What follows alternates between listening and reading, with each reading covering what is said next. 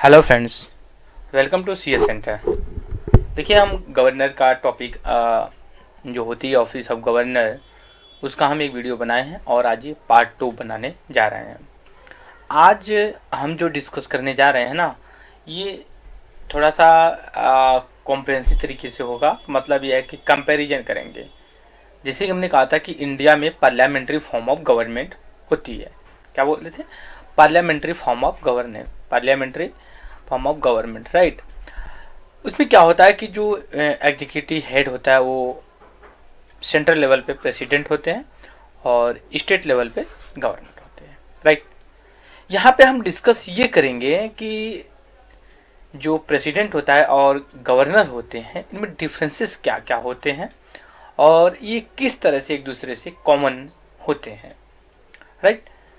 हमने जो पहले वीडियो में बनाया था उसमें हम अपॉइंटमेंट को लेकर के और इनके जो पावर होते हैं और रिमूवल कैसे होते हैं, टेन्योर क्या होता है, क्या एक से ज़्यादा व्यक्ति इंडिया का गवर्नर, जो कि एक स्टेट से ज़्यादा का गवर्नर हो सकता है, ये सारी चीज़ें हमने बैकग्राउंड में डिस्कस किया था।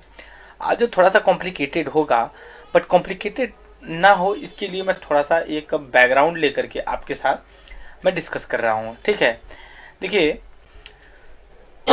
सॉरी, हम यहाँ पे सबसे पहले देखिए ये जो डिफरेंसेस होते हैं ना, हम सबसे पहले देखते हैं यहाँ पे।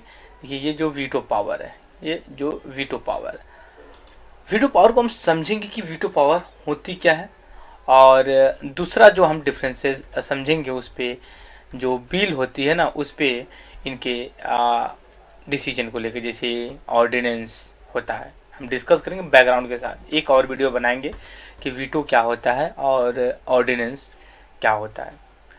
देखिए, वीटो का मतलब ये होता है, पहले वीटो का मतलब समझ लेते हैं क्या होता है। समझ लीजिए कि हमने डिस्कस किया है कि जैसे मान लीजिए कि हम सेंटर में अगर बात करें सेंट्रल की, तो दो हाउस होते हैं, लोकसभा होती है, राज्यसभा होती है।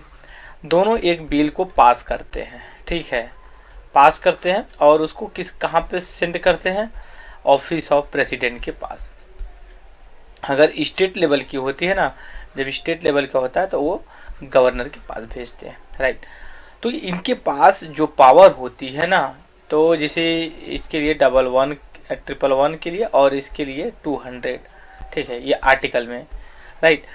तो ये बिल को इनके कुछ जैसे मान लीजिए असेंट दे दे, ठीक है, और फिर उसको रिजेक्ट कर दे या फिर रिकन्सिडर के लिए भेज दे या कोई नो एक्शन, ये तीनों। और गवर्नर के केस में ये होता है कि ये रिजर्व कर सकता है किसके लिए? प्रेसिडेंट के लिए, अगर स्टेट की बिल होती है तब। ये वीटो पावर होता है। वीटो पावर का मतलब है कि इसका ऐसा पावर जो अगर कोई लॉ कानून अगर लेजिस्लेशन से पास होता है तो उस पर उसका एक्शन क्या होगा, उसी को हम वीटो कहते हैं। मतलब या क्या अपना असेंट दे सकता है या नहीं देगा। सॉरी। तो ये चीज़ें यहाँ पे है। अब हम आते हैं डिफरेंसेस क्या क्या होते हैं वीटो पावर में। देखिए, with regarding to ordinance with governor और प्रेसिडेंट के लिए। देखिए यहाँ पे डेफिनेशन दे रखा है यहाँ पे, एवरी ऑर्डिनरी बिल, ठीक है। ऑर्डिनरी बिल का मतलब ये होता है अदर देन मनी बिल के होते हैं। हम डिस्कस करेंगे कभी मनी बिल में, डिस्कस किया है हमने शायद। दूसरी चीज़ ये है कि जब पास किया जाता है दोनों हाउस से और सिंगल या फिर जॉइंट सेशन से, तो प्रेसिडेंट के पास और गवर्नर के पास जो है कि उनके कुछ जो है कि पावर होते हैं, उस पर किस तरह से एक्शन लेंगे। सॉरी,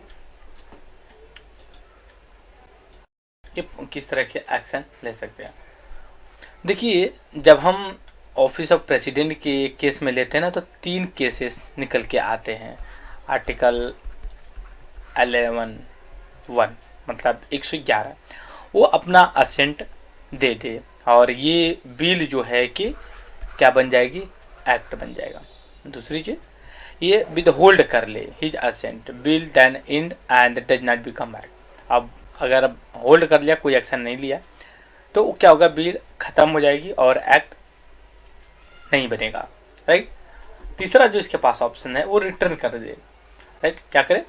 वो रिटर्न कर दे कि नहीं भाई रिकंसिडर करिए हाउस को। अगर बिल फिर से विद या विदाउट अगर पास कर दी जाती है ना, तो उसका present to president for the his assent president, तो उसको एकदम जरूरी होता है कि वो दे ही दे। That president in the only suspensive veto.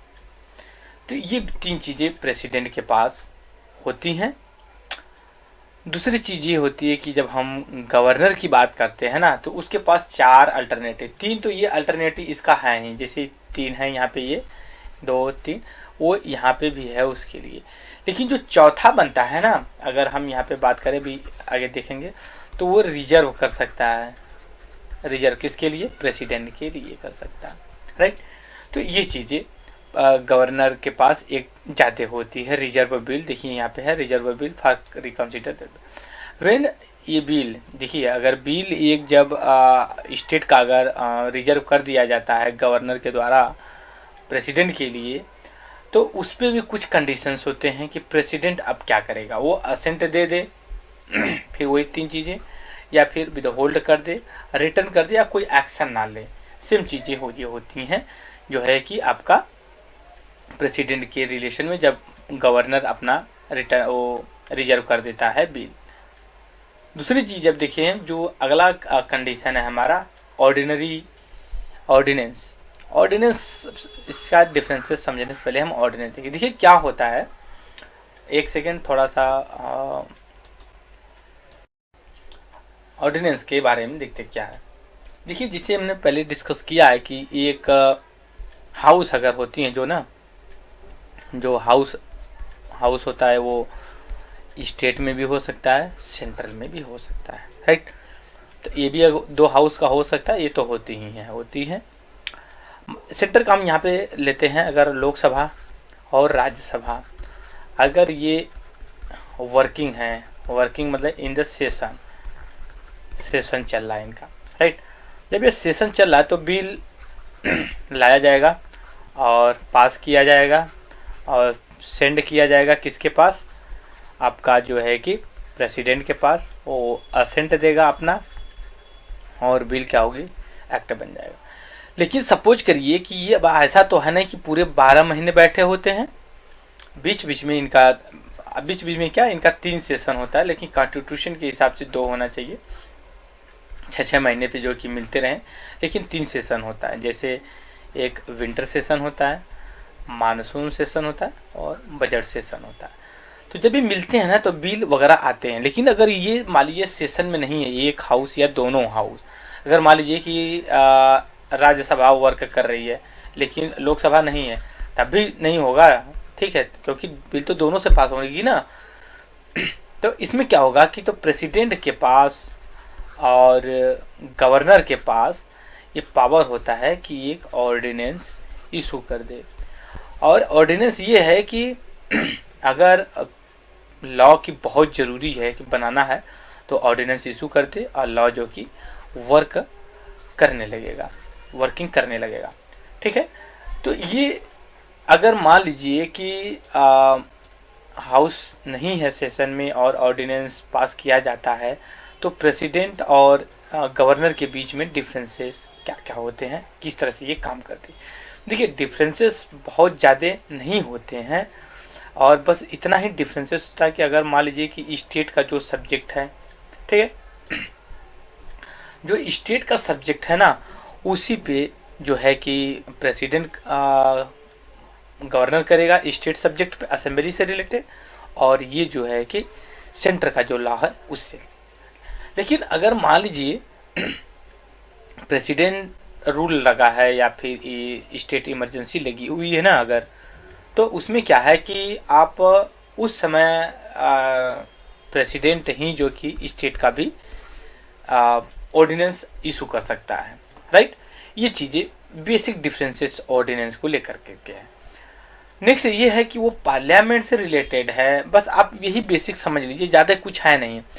और हम अभी ऑर्डिनेंस के बारे में बस इनका डिफरेंसेस करते जा रहे हैं, मतलब वो स्टेट के और वो जो है कि सेंटर का करेंगे। सो ये बेसिक चीज़ें डिफरेंसेस हमने यहाँ पे डिस्कस किया।